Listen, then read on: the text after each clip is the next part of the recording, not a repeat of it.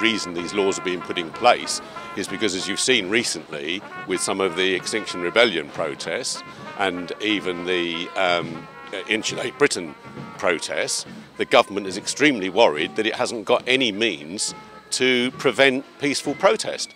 And now it wants to do that.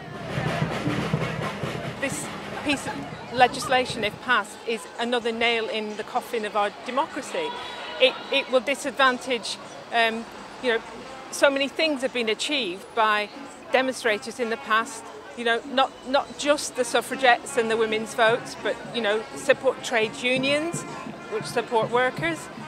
There are other things in the legislation that are absolutely scary and potentially discriminatory.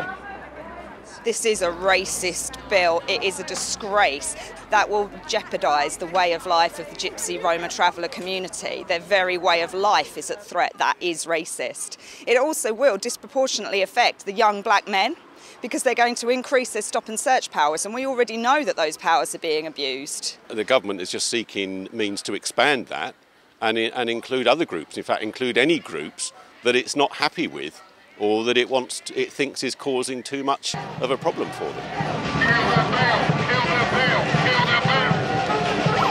This bill would actually criminalise all forms of peaceful protest. If you define something as annoying or seriously irritating, I am a seriously irritating person. I have been for nearly 60 years, and I have a right to be seriously irritating, whether I'm considered so by the Tory government or by my own wife. It is my right to be irritating. We think ourselves in Britain as a leading light in democracy, but if we see recently what's happened in Hong Kong with China stopping people protest, stopping people have elections or even reversing the results of elections, we're not really far away from that in Great Britain now.